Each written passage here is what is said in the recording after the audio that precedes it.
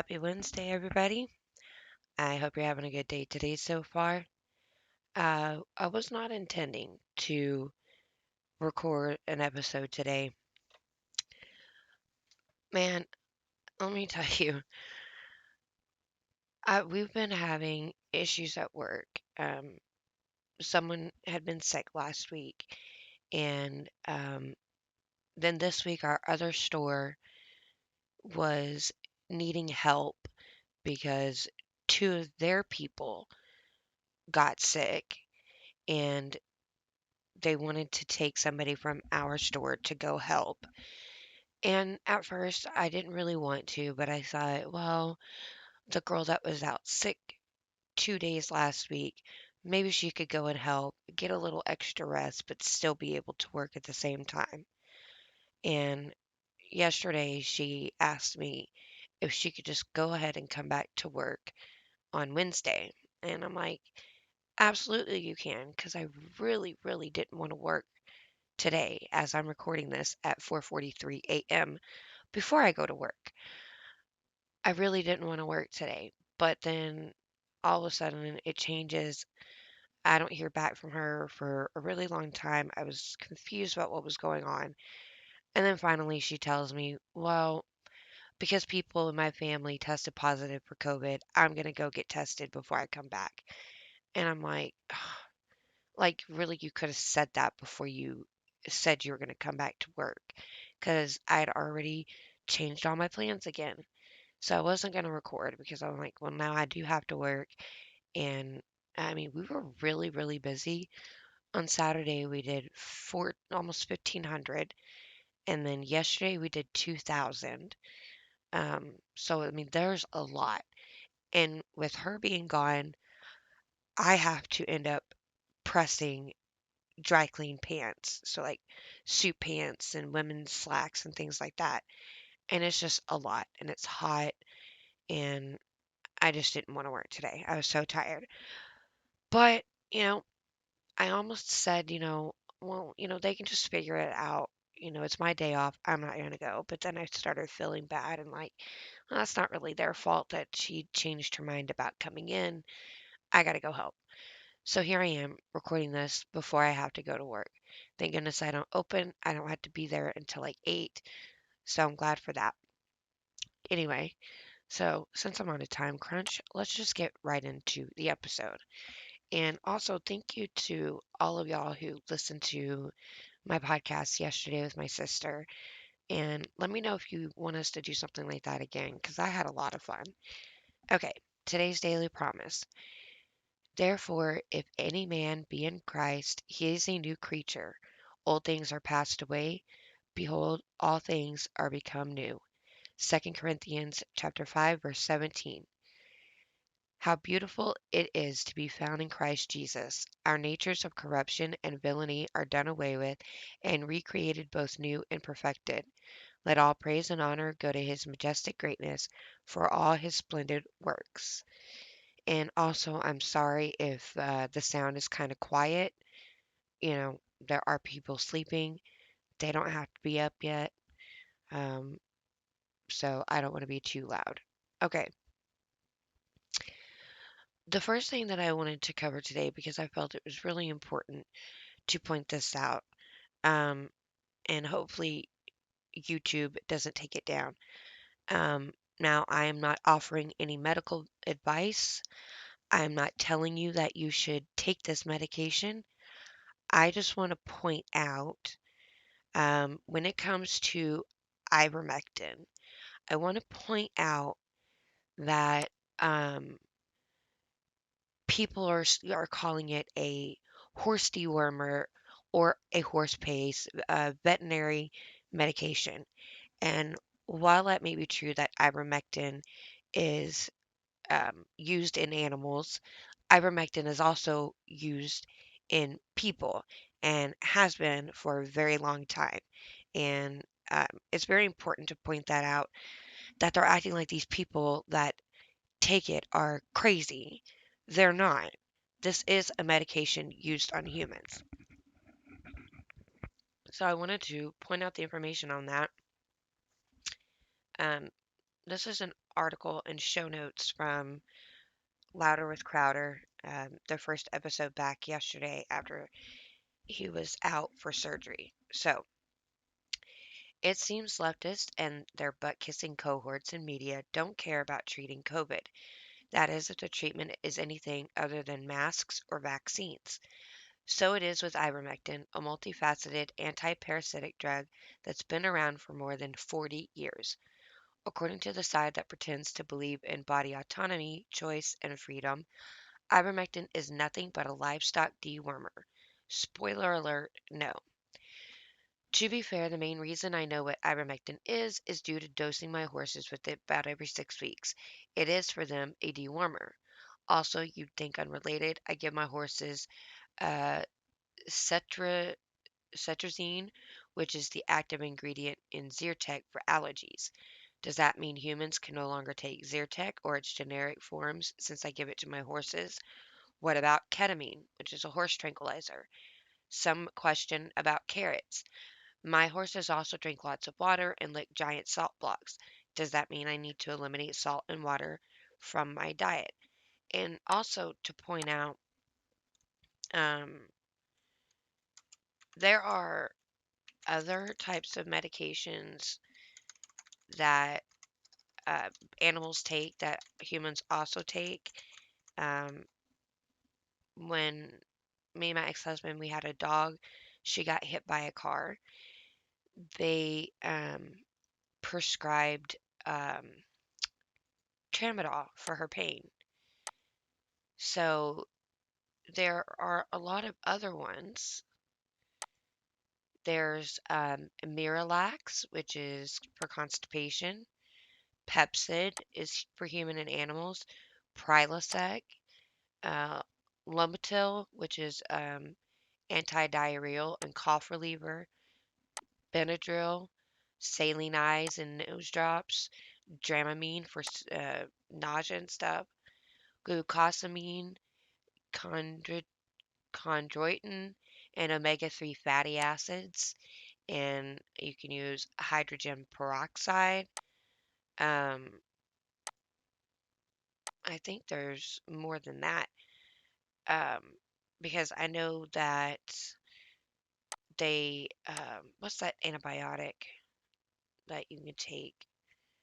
I can't think of it, but they also use Pepsid and Tagamet, which are for heartburn, aspirin, um, Neosporin, and antibiotic gels. Um, I can't think of the name of that antibiotic. Amoxicillin. You can get amoxicillin for your fish. Um, so yeah, it's kind of stupid. Prozac. They give Prozac to animals. So it's kind of they're being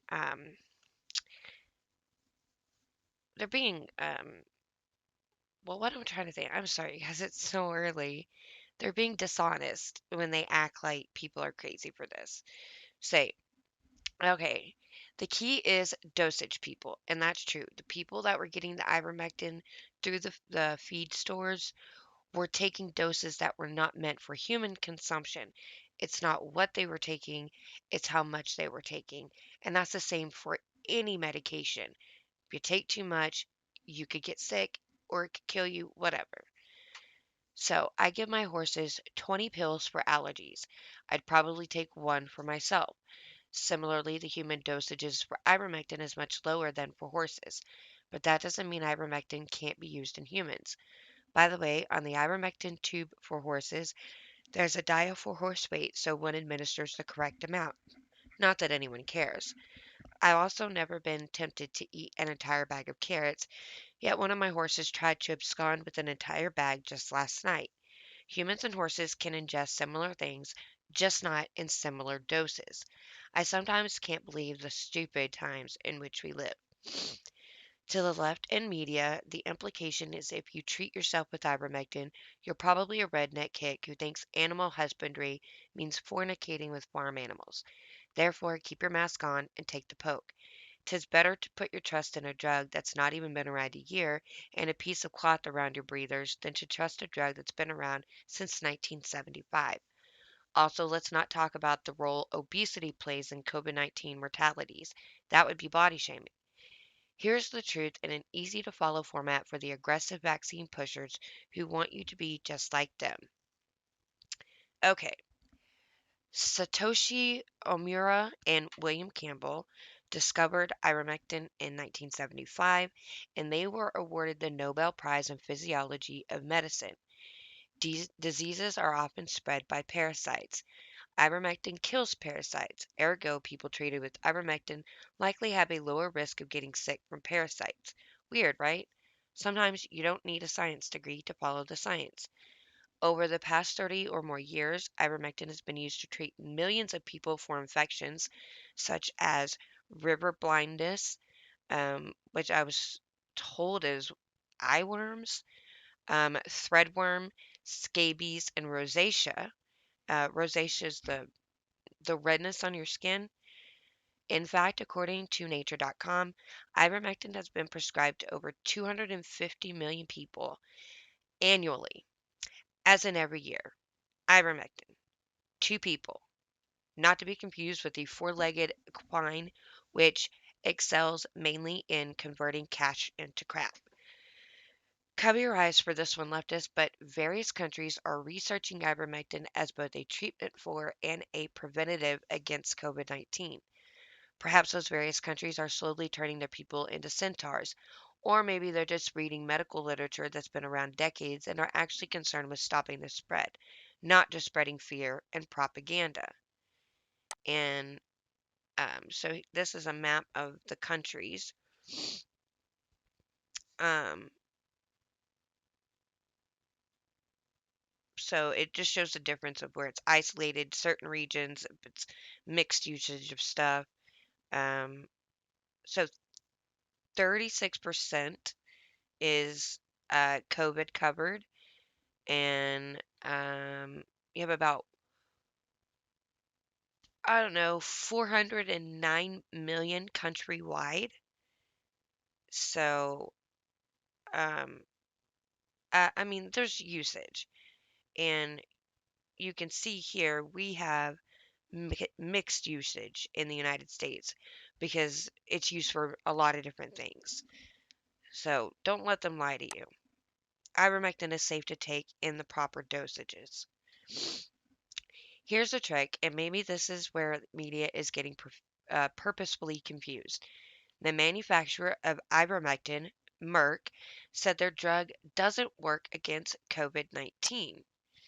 And they said this here. It says, um, it is important to note that to date, our analysis has identified no scientific basis for a potential therapeutic effect against COVID-19 from preclinical studies, no meaningful evidence for clinical activity or clinical efficacy in patients with COVID-19 disease, and a concerning lack of safety data in the majority of studies. We do not believe that the data available support the safety and efficacy of ivermectin beyond the doses and populations indicated in the regulatory agency approved prescribing information. Um, so there you go. That's what they say. Odd considering how it's been used in the past, but do a little digging and you'll find the company's patent expired in 1996. Right. So for the public school educated, that's 25 years ago. In December of 2020, Merck got $356 million to create its own COVID vaccine. Maybe that has something to do with why Merck said about ivermectin not working. Just wait for their new drug. I'm just asking, but pretty sure this one may fall under the follow the money advice, and I would have to agree with that. Um, so they got money to create their own vaccine, and I think ivermectin is fairly cheap now because of the patent ending in 1996. So I think you can get it for a really low price, which means they don't make money off of giving this medicine to treat people, but they make a lot of money if you get their vaccine, have to get boosters. People are greedy. They're not here to help you. They're here to make money. Finally, per the beloved CDC, cited whenever one writes COVID-19 on social media, ivermectin has been given to immigrants from all Middle Eastern, Asian, North African, Latin American, and Caribbean countries. Read those over again. Notice something? I can't say it. You have to notice it on your own. Hint, it's something the left loves talking about despite saying we should really not talk about it. But that's the only hint you're getting. I'm assuming it's because they're immigrants. They're talking about immigrants get treated with this stuff. Ivermectin being prescribed as a treatment to people with human dosages hasn't stopped leftists from pushing lies. Take this one, for example, from Rachel Maddow at MSNBC. Patients overdosing on ivermectin backing up rural Oklahoma hospitals, ambulances. The scariest one I've heard of and seen is people coming in with vision loss, he said. I guess she's referring to what somebody said. So this is fake news. Rachel Maddow, being in media, should know better. Or maybe because she's in media, she knows better than to issue a retraction. Another subject for another time. In conclusion, media lies. You need to do your own research, find the facts for yourself. The facts are out there. Media often obfuscates them, relying on the laziness and gullibility of their audiences.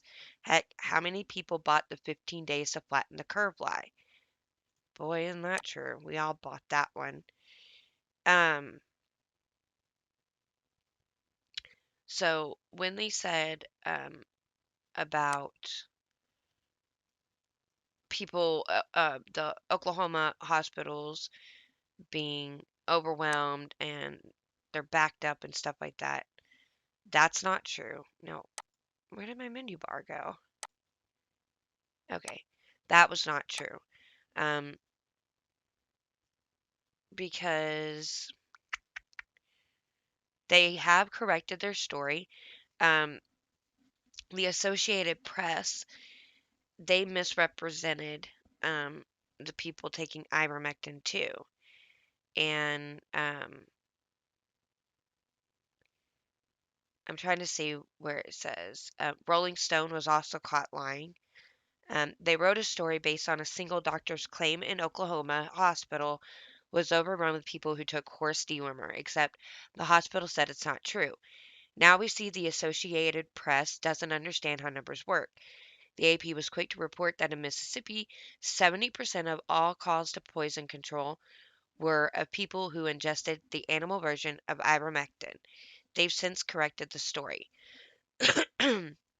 So it says in an article published August 23rd of 2021 about people taking livestock medicine to try to treat coronavirus, the AP erroneously reported based on information provided by the Mississippi Department of Health that 70% of recent calls to the Mississippi Poison Control Center were from people who had ingested ivermectin to try to treat COVID-19.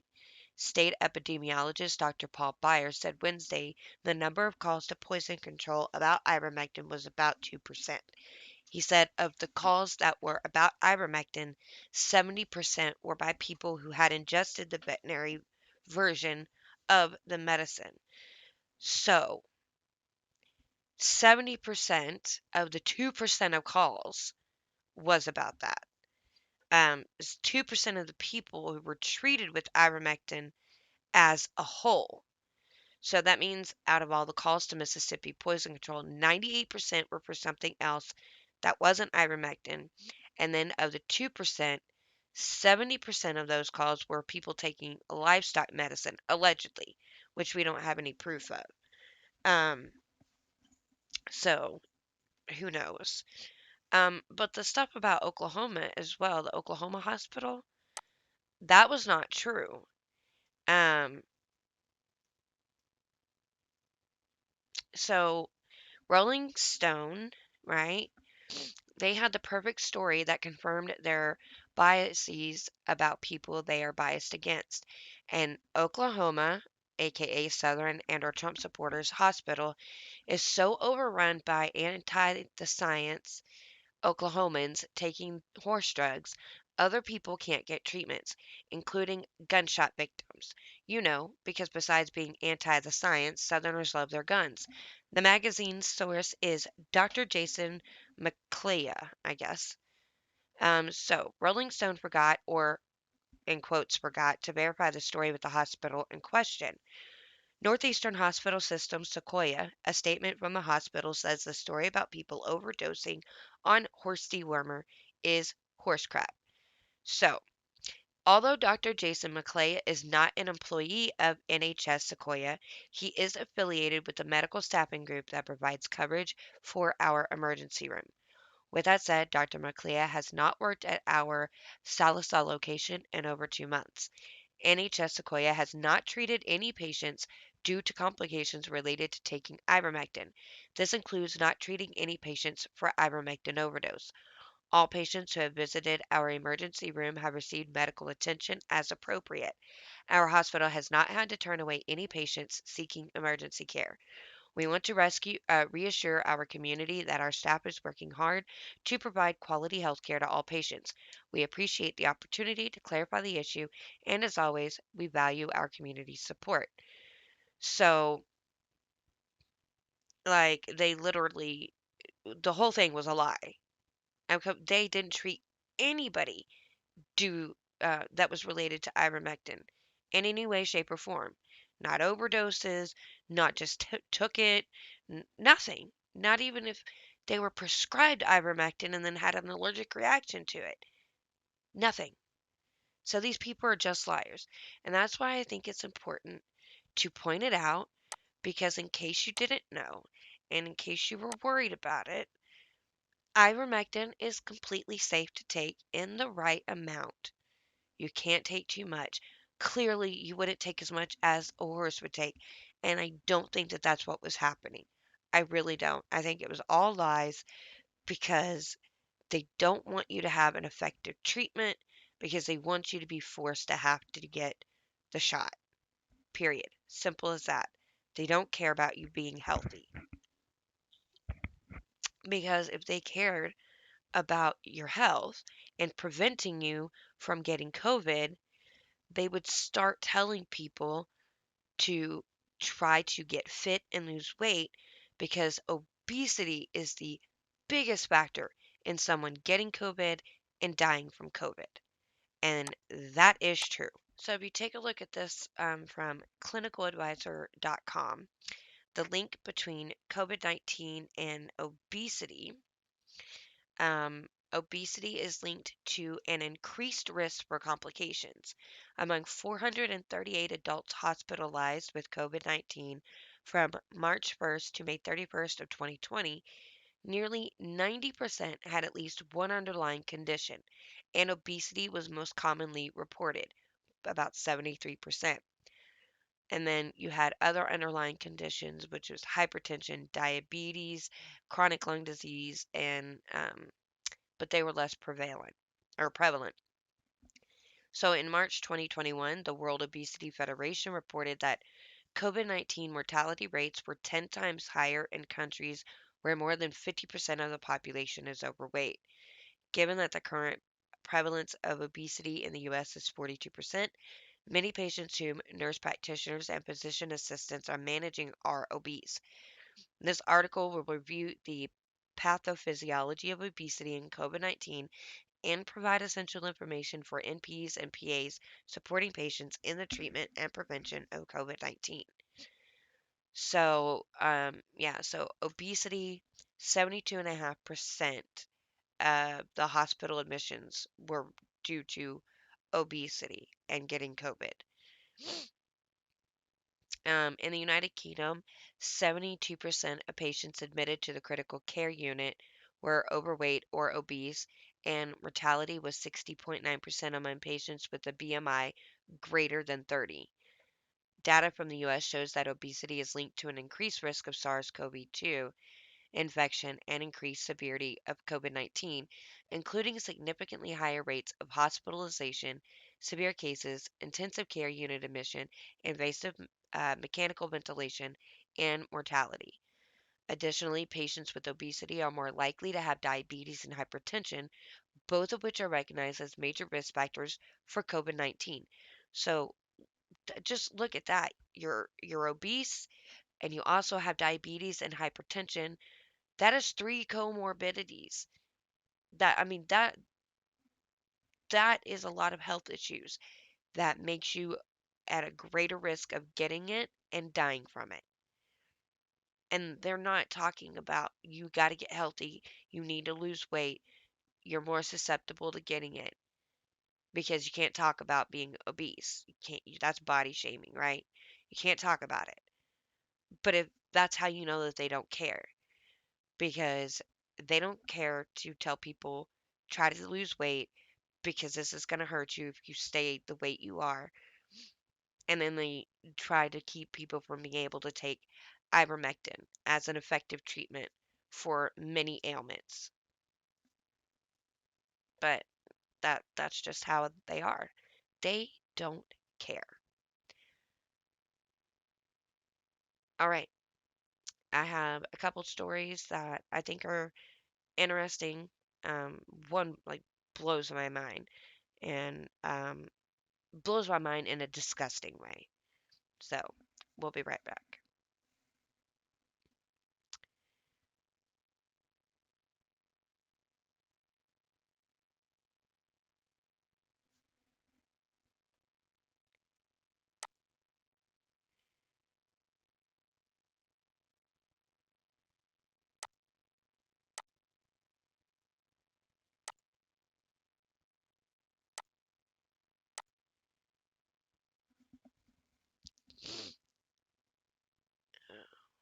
Already read that.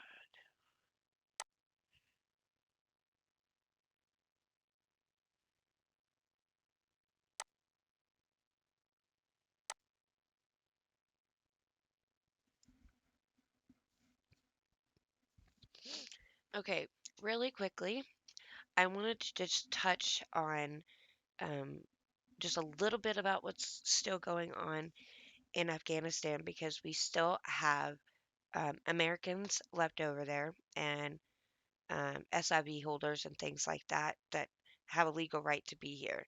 But there was a leaked email, and the Biden State Department was obstructing private rescue flights from Afghanistan. That's what's been going on.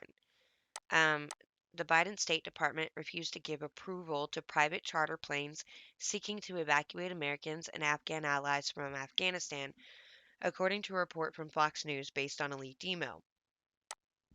The State Department refused to grant official approval for private evacuation flights from Afghanistan to land in third countries, even though the department conceded that official authorization would likely be needed for planes to land in those nations. Sitnig possible security threats to both those on board the airplanes and those on the ground at Department of Defense air bases. The State Department also said that charter flights, even those containing American citizens, would not be allowed to land at Defense Department air bases. Eric Montevallo, who organized a series of private flights evacuating those stranded in Afghanistan, shared that email and others with Fox News after his evacuation efforts were repeatedly hampered by the federal bureaucracy. No independent charters are allowed to land at Al Udeid Air Base, the military airbase you mentioned in your communication with Samantha Power. In fact, no charters are allowed to land at any DoD base, and most of it not all countries in the Middle Eastern region, with the exception of perhaps Saudi Arabia, will allow charters to land. The official told Montevallo in the email, adding that the organization would need to find another destination country, and it can't be the U.S. either. So, a plane with American citizens on it. It can't even come home. The State Department official went on to say that even if the organization conducting the evacuations were to reach an agreement to land their evacuees in another country, the State Department would not give the go ahead or approve of the charter flight, leaving organizers few options. There have been conflicting reports about which entity was preventing the six flights from leaving Mazar-i-Sharif Airport on Sunday.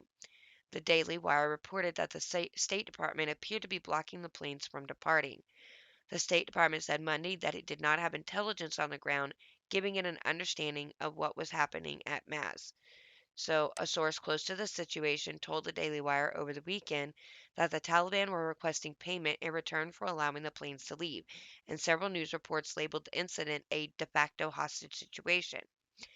Secretary of State Antony Blinken said earlier this week that the U.S. is cooperating with NGOs and other private organizations to evacuate the remaining Americans left behind when the Biden administration pulled out the U.S. military last week. When asked for comment, the State Department referred Fox News to Blinken's comments. We're working around the clock with NGOs, with members of Congress, and advocacy groups, providing any and all information and doing all we can to clear any roadblocks that they've identified to make sure that charter flights carrying Americans or others to whom we have a special responsibility can depart Afghanistan safely. The NGO operating the flights told media earlier this week, however, that the State Department is the only thing preventing the flights he's organizing from leaving Afghanistan. So, effectively preventing citizens from being able to come home. And these people are so evil, and oh, I mean, it. I can't even express. There are no words to express how evil these people are. That they would prevent American citizens from being able to come home, and the evil doesn't stop there. Um, in California, um, they are proposing a curriculum with chanting name of Aztec god who accepts human sacrifice. The subtitle is Tezcatlipoca, Tezcatlipoca, Smoking Mirror, Self-Reflection. I'm assuming that's part of the chant. So, the California Department of Education has proposed an ethnic studies model curriculum that includes, among other things, chanting the names of Aztec gods in an attempt to build unity among school children. I don't know how chanting to an Aztec god will create um, unity because I don't think anybody here prays to an Aztec god, like as their religion. Okay. Included in the draft curriculum is a list of lesson resources with a chant based on Inlock Ek, which it describes as love, unity, mutual respect, and Ponche Bay, which it describes as seeking the roots of truth. So the chant starts with a declaration that you are my other me, and if I do harm to you, I do harm to myself. Before chanting the name of the Aztec god Tezcatlipoca, the text reads, seeking the roots of the truth, seeking the truth of the roots, elders and us youth, critical thinking through. And then it adds Tezcatlipoca, Tezcatlipoca times two, smoking mirror, self-reflection, Tezcatlipoca. Okay, so Tezcatlipoca is the name of an Aztec god that was honored with human sacrifice. According to the World History Encyclopedia, an impersonator of Tezcatlipoca would be sacrificed with his heart removed to honor the deity.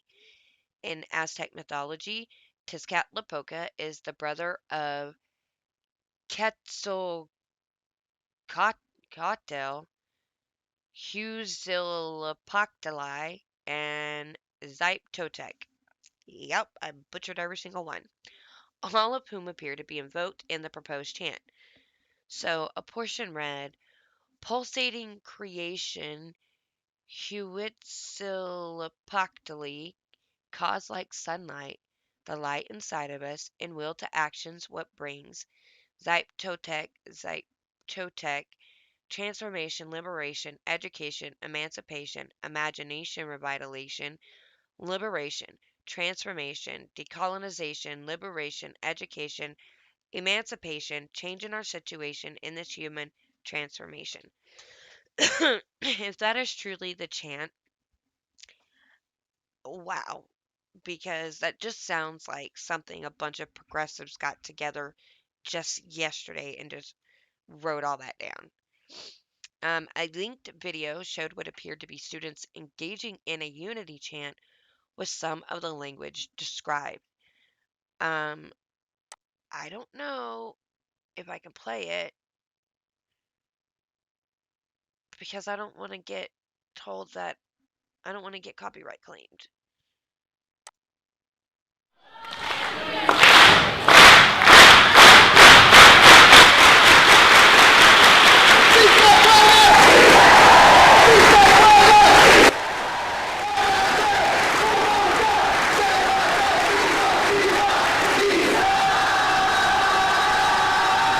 That's weird.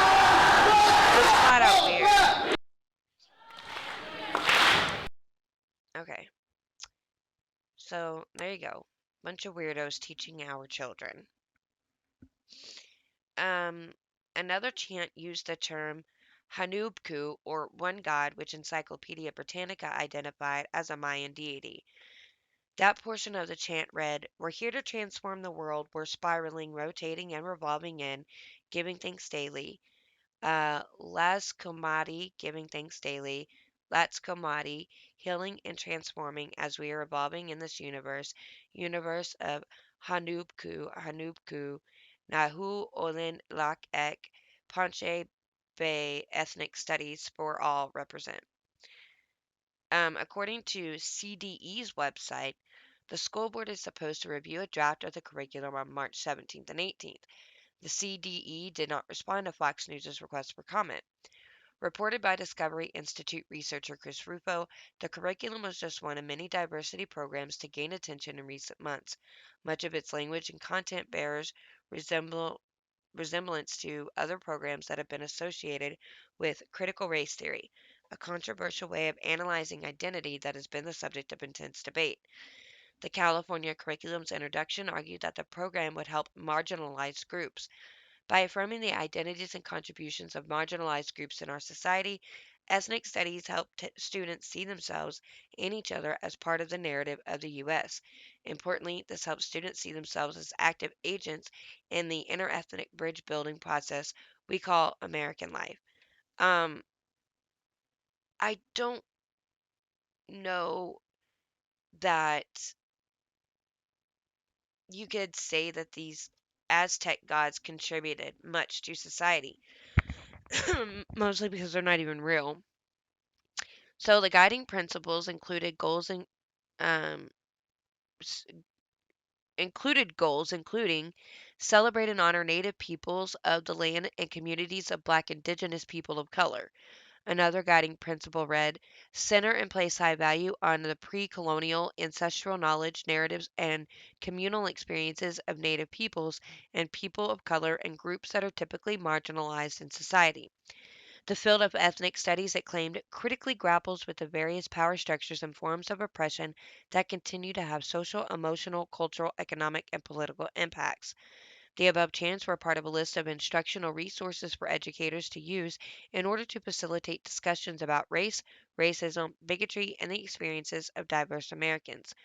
The chants, affirmations, and energizers the curriculum read can be used as energizers to bring the class together, build unity around ethnic studies, principles, and values, and to reinvigorate the class following a lesson that may be emotionally taxing or even when student engagement may appear to be low.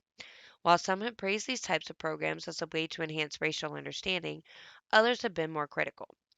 Williamson Evers, an Independent Institute senior fellow and former assistant secretary at the U.S. Department of Education, told Fox News that California's curriculum furthered a neo racist ideology. They are denying that the principles of America's founding, all men are created equal, they are endowed by their Creator with certain inalienable rights, and so forth, that these principles can, through time, bring about human rights for all. Okay, so I just think it's weird. So there you go. This is what they're teaching our kids in schools. Um, they're teaching them, to say prayers and chants to uh, gods that you would sacrifice your children to. Um, and they wrote about it at ChristianPost.com as well. I don't know if so. This is a little bit more in depth. The co-chair of this curriculum, R. Tolteca Kawathan, developed much of the material cited throughout the proposed lessons in which Christians, specifically those of European ancestry, are viewed as the source of evil to be resisted and overthrown. While Christians are guilty of theocide against indigenous tribes, the killing of their deities and replacing them with the Christian faith, Cohatan argues in a chart. White settlers thus established a regime of co- uh, coloniality, dehumanization, and genocide. Um, she also added that what is billed as the solution to this is to name, speak to, resist, and transform the hegemonic, Eurocentric, and neo-colonial condition in a posture of transformational resistance.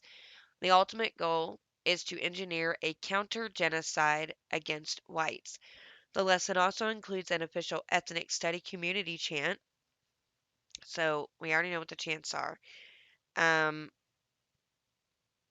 The chants have a clear implication: the displacement of the Christian God, which is said to be an extension of white supremacist oppression, and the restoration of the indigenous gods to their rightful place in the social justice cosmology.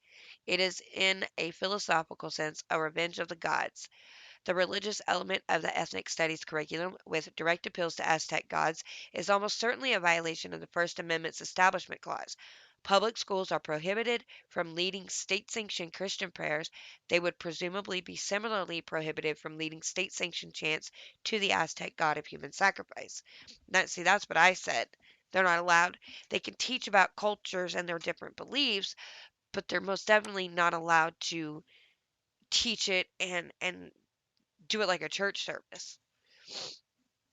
Dr. Richard Land, the executive editor of the Christian Post, noted, "This is all so comprehensively evil and destructive, it is hard to know where to begin criticism of this dangerous, divisive, retrograde cultural vandalism. The idea that a tax-supported public school system would or could be used to unleash this vicious cultural and spiritual poison into our young people's consciousness is both extremely offensive and quite possibly illegal." Writing in the New York Times, columnist Bret Stephens said the state was advancing ideological groupthink and noted that ethnic studies is not so much an academic discipline, but a recruiting arm for racial ideologues. Yet, because of how it is labeled and framed, its sinister nature stays hidden. That would be fine if it appeared in pages of, say, left wing magazine The Nation. It would be fine too if students were exposed to critical race theory the way they might be exposed to Marxist philosophy or some other ideology, as a subject to be examined, not a lens through which to do the examining. The former is education, the latter is indoctrination. The ethnic studies curriculum conceals the difference. So they are absolutely trying to indoctrinate our children. And it doesn't surprise me that they specifically choose the Aztec god of human sacrifices, because what has just happened in Texas with the heartbeat bill being passed, now Satanists are demanding religious exemption to perform abortion ritual, um, saying that it's illegal under the new Texas law. So the Satanic Temple is challenging a Texas law that bans most abortions after a heartbeat can be detected in the unborn child. The Satanists argue that the law restricts their right to free religious practice, referring to abortions as a religious abortion ritual and a ceremony rooted in our deeply held beliefs. This ritual may be performed by members as a way to fortify self worth, instill confidence, and provide spiritual comfort. The performance of the satanic abortion ritual is protected by religious liberty laws. It exempts Satanists from fulfilling any medically unnecessary and unscientific requirement, such as mandatory waiting periods or unwanted sonograms that interferes with the practice of our ritual. So on Thursday, they announced that they were taking legal action in Texas to defend its members' religious rights. Quote, abortion laws in Texas violate our religious rights, and TST has taken legal action. If Texas judges abide by the Constitution and legal precedent, then those who share our deeply held beliefs will be exempt from the state's inappropriate efforts to restrict access to abortion services. I hope that they don't win that. A day later, TST sent out a message to its Texas followers, encouraging them to seek out an illegal abortion within the first 24 weeks of pregnancy. TST promised to support anyone accused of violating Texas heartbeat law bill. TST stands ready to assist any member who shares our deeply held religious convictions regarding the right to reproductive freedom. Accordingly, we encourage any member. That's just absolutely an oxymoron. Reproductive freedom, by the way.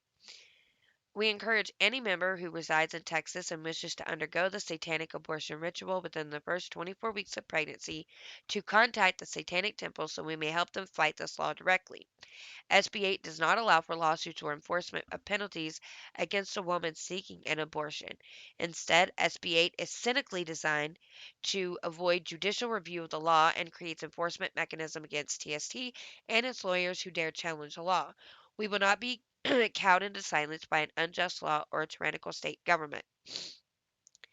Texas new abortion restrictions went into effect September 1st. We know all that. The court's conservative majority rejected the abortion provider's request because of law enforcement's mechanism, which separates it from heartbeat laws passed in other states.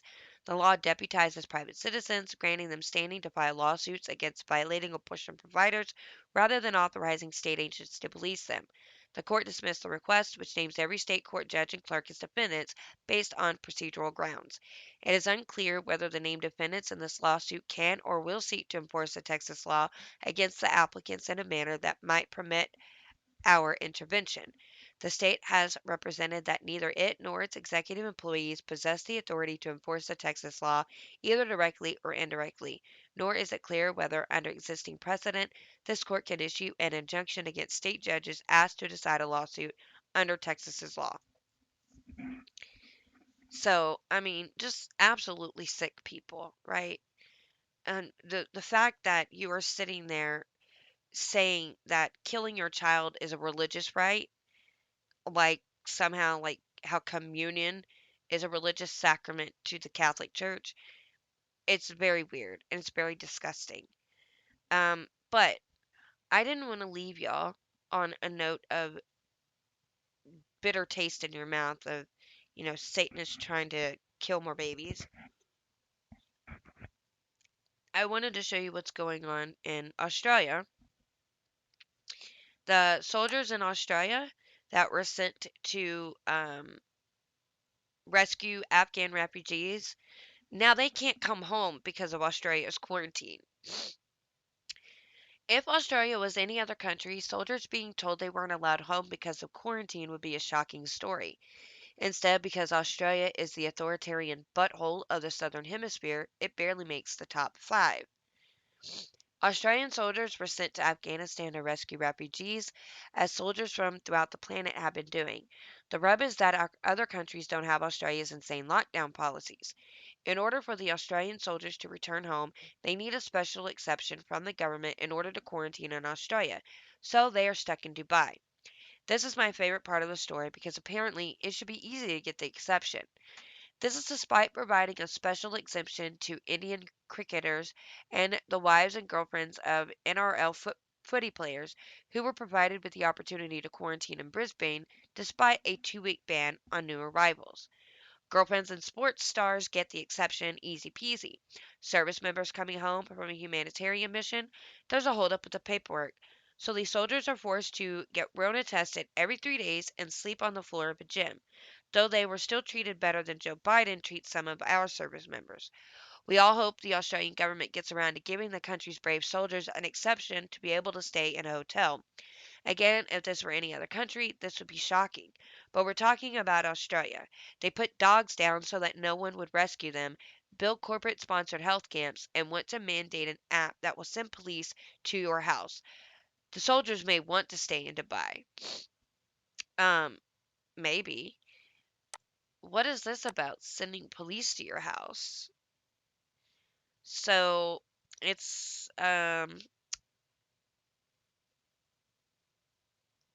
people in South Australia would be forced to download an app that combines facial recognition and geolocation. The state will text them at random times, and thereafter they will have 15 minutes to take a picture of their face in the location where they are supposed to be. Should they fail, the local police department will be sent to follow up in person. Um, so it says if you went to the Gold Coast and rounded up every last, um, is that phallus you could find, there still wouldn't be enough, um, you know, enough jerks for Australia's government to properly choke on. We don't tell them how often or when. On a random basis, they have to reply within 15 minutes. I think every South Australian should feel pretty proud that we are the national pilot for the home based quarantine app.